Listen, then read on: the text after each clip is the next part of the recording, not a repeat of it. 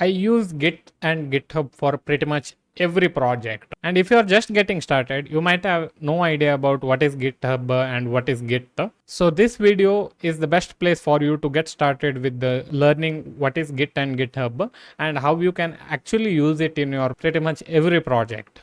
So let's get started. In order to understand this tutorial, I'll try to just make sure you need to have installed some things in order to make your development workflow pretty much easy. So obviously, if you are a developer, you know what is Visual Studio Code.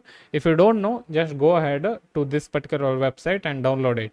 If you already have it installed, no problem, use that particular thing only. Then next thing is, of course, we need to have Git installed. Git is just version controlling tool, and you don't need to know what is Git in order to follow through this particular tutorial. I'll teach you wherever you need to know what you need to know. Let's get started. Download this particular Git for Windows. If you're on Mac or Linux, it is pretty much available in there, or you can download from here also. And next thing is you need to go to github.com and you need to create one account here. Once you create account here, you will be able to go to your profile, and this is how your profile will look like. Once you go here, now let's try to build something here. So this particular project file I'll already will give you in the description. Just go ahead and download it from there. You will get some page like this only, and once you get this particular page, click on download and download zip file. Once you download it, go ahead and right click and extract it, and you'll be able to get this particular folder. Just make sure you have installed Visual Studio Code, because next step whatever we are doing, it requires Visual Studio Code. So just open up Visual Studio Code, and next you'll be able to just drag this particular folder in here.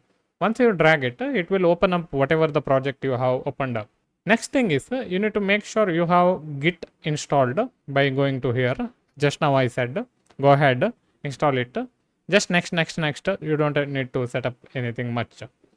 Once you do that, you have to come to this particular VSCode and make sure you will initialize repository. This particular thing here, you can write all the codes and all, whatever the code might be. I am having one HTML project here, but you might have your own Python or some other project, doesn't matter. Once you have done it, you have to go to this particular third icon that looks like this and says source control, and you have to click on initialize repository. Once you do that, it will give you some interface saying like this much files are changed. Don't worry about it. Come here and write one message. I'll just type it as a initial setup, meaning this is the project which I set it up initially. Make sure that this message is clear and you know what actually happened whenever you are like writing this message, because it's going to help us in future. I'll tell you where it's going to get help. Once you do that, now go to GitHub. And once you go to GitHub, just click on this particular icon here, that's plus, and just select new repository. Once you select it, here you can type whatever you want to type. I'll just type git and GitHub YouTube. And once I wrote it, I'll be able to create public or private repository. If you set it to public, anybody can come and view your code. You might not want that, or you might want it if you want to showcase your project to some clients and all. Once you do this, it will be public and anybody can see it and anybody can use that code. If you want your project to be secretive, like usually how I do, that time you can keep it private. Then later you can make it public if you want to make it public. Sometimes if you want to work, if you're working for some clients and all, that time it's better idea to keep it private. Once you do that, leave everything out like this only and click create repository. Once you do this particular thing, you need to make sure you copy this particular this thing. That is, these 3 lines you need to copy. I'll just go ahead and click this particular icon. Once you do that, you have to go to VSCode and you have to click here on terminal and click open new terminal. Once you open up new terminal, it might not look like this in yours, but don't worry. If you want to make sure everything works fine, you just need to have one terminal opened up here. Once you do that, press Ctrl V which will paste your project, and click on enter. In yours, it might give some error here initially. If you get some error which might say something about you need to set your username or something like that, that time you have to just go to Google. We use Google for pretty much everything, so obviously we'll have to search in the Google and just type git global username. See, I already made this search when I was installing it, so you don't have to worry that like you don't know what to do. So you just have to copy this particular line. I'll put it in description, so you don't have to like make hard Google search. If you want to do it just for fun, but I'll put it in description for sure. Once you go ahead and once you type here this particular thing, and you can set your name here, whatever the name which you want to keep. I'll type Manjunath Shenoy, and once you enter it, it will not say anything. Next, again, like press arrow up button, which will again like copy paste it. If you want, you can manually copy paste it, no problem.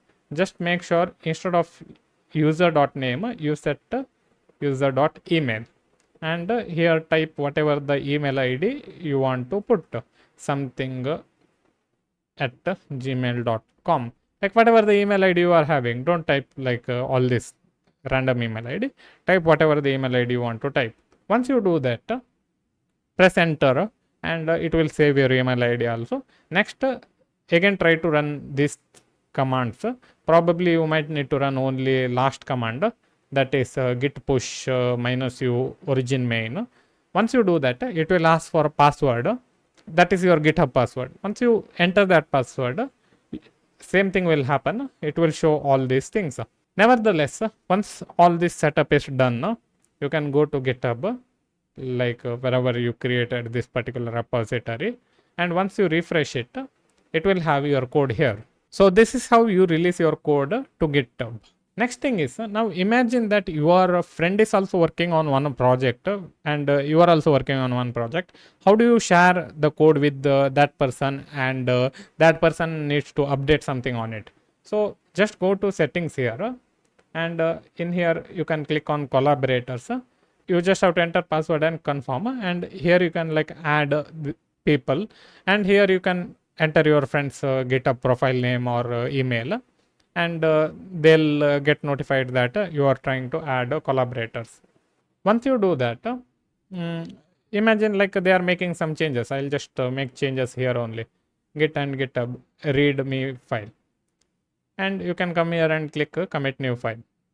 Okay, now the new file has been created here, that is readme.md, which doesn't exist in our file structure. See, it is not present here. In order to get that particular file here, now think like your friend has made some file changes, and if you want to pull it, you just have to click, you have to go to here version control icon, and you have to click pull. Once you click pull, it will automatically will get the file from that, and once you go here, it will have readme file. It's like just magic. You might need to enter your password. That's quite common. You don't have to worry about it. And once you done with that, here also files are same, and here also readme.md is available. And imagine you are making some changes now here, and I'll just add something else here, something else, and I'll save it, and something else is also saved. And in order to update it, again I have to go here. Most of the time you might edit some things, maybe like you will create about page content and you will add it, and once you have done with it, you can come here and you can type whatever the file you changed. I'll type readme file changed, and I'll save it. Usually you have to give some nice name here. Once you are done with it, just click on sync changes. Once you do that, it will automatically will send the file here, and if I just refresh, see, something else already came here. That means GitHub recognized whatever the changes I have done. This is fully backed up, so it's private also, meaning nobody can see it. Only you and your friend who you added, they only can see it. And now the thing is, like, you might wonder like what are these commits. So When I click here initial setup, that's the commit which I did it initially when I just created this project. That time, in order to see the code of what had happened that time, you can just click here and you will get that particular old version in which you just created this initial setup commit. So next I added this particular file. That time I can go here and I can see all the files which has been changed at that time. This particular readme has only this particular thing, but in the latest commit which I did, in this something else is also added in this particular thing. So this is how one Git and GitHub projects will work. And most of the time, whatever the project you might be creating, this particular Git and GitHub plays lots of important role. Maybe backing up your code so that if something happens to your computer, you won't lose your client project or your own amazing project. And maybe you want to release some project to Netlify or Vercel using Git. That time also this particular workflow will help you. No matter what, try to use Git and GitHub for each and every project so that you are familiar with it. And for any kind of production website, I will highly recommend you to use Git and GitHub so that you won't get confused. And if you lose some file, you have ability to recover it by going to previous commit which I showed you a while back. That's it for this video, guys. And if you want to see more videos like this, don't forget to check out this particular video, and see you in the next video. Bye bye.